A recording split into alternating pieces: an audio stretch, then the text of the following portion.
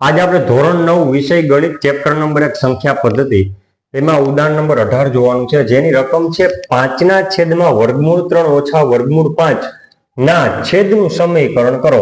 Same to same ઉદાહરણ number 17 એટલે કે અગાઉના વિડીયોમાં આપણે જે જોયું તો દાખલો એવો જ દાખલો છે, એ જ સિસ્ટમને અનુસરતું જવાનું છે. પેલા રકમ લખીએ. શું છે તો કે 5 ના છેદમાં વર્ગમૂળ 3 ઓછા વર્ગમૂળ 5 કાઉન્સ કરી દેવાનું આપણે, બરોબર. હવે ઓછા વાળું છે તો અહીં શું કરશું આપણે? વત્તા વાળું.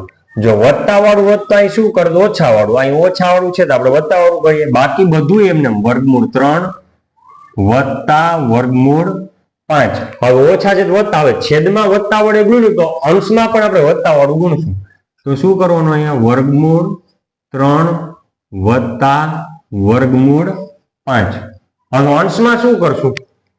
તો કે 5 છે યાની સાથે ગુણાય તો 5 કૌંસમાં વર્ગમૂળ 3 વત્તા વર્ગમૂળ 5. નીચે પાછું જો a ઓછા b ગુણ્યા a વત્તા b, a ઓછા b ગુણ્યા a વત્તા b બરાબર a વર્ગ ઓછા b વર્ગ. ક્લિયર? નિત્ય સમ મેં કીધું એ પણ લઘુભગ છેદમાં તમારે આનો ઉપયોગ કરવો પડશે. તો a ઓછા b a વત્તા b, અહીંયા a તરીકે કોણ છે તો કે વર્ગમૂળ 3, તો વર્ગમૂળ 3 નો વર્ગ ઓછા b તરીકે કોણ છે તો કે વર્ગમૂળ 5, તો કે વર્ગમૂળ 5 નો વર્ગ. હવે અહીંયા એક વિશેષ આપણે માહિતી મેળવીએ તો કે સમયકારક અવયવ કોણ? તો કે આપણે રકમ સિવાયનું એક્સ્ટ્રા શું લીધું ઉપયોગમાં?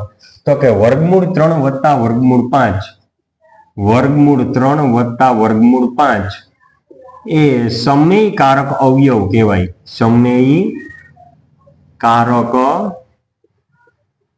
અવયવ છે, કારણ કે આ જે છે ને આપણે અલગથી લીધેલું છે દાખલો સોલ્વ કરવા માટે. હવે શું કરવાનું? તો કે 5 એમને વર્ગમૂળ 3 વત્તા વર્ગમૂળ 5 છેદમાં વર્ગમૂળ 3 નો વર્ગ 3 પોતે ઓછા વર્ગમૂળ 5 નો વર્ગ 5 પોતે. હવે ઉપર એમને રહેશે 5 કૌંસમાં વર્ગમૂળ 3 વત્તા વર્ગમૂળ 5 છેદમાં જો 3 ની નિશાની વત્તા છે, 5 ની નિશાની ઓછા છે, એટલે વત્તે ઓછે ઓછા, ઓછા એટલે બાદબાકી. 5 માંથી 3 જાય તો 2. મોટું કોણ? 3 કે 5? તો કે 5 મોટા, એની નિશાની માઇનસ, તો અહીં શું આવશે? માઇનસ. અથવા બીજી રીત તમારે કરવી તો 5 માંથી 3 જાય તો 2, પણ 3 માંથી 5 જાય એટલે નાના આંકડામાંથી મોટો આંકડો બાદ થાય તો માઇનસ ની નિશાને ફરજિયાત આપણે લેવી પડે. એટલે એમ પણ કરી શકો.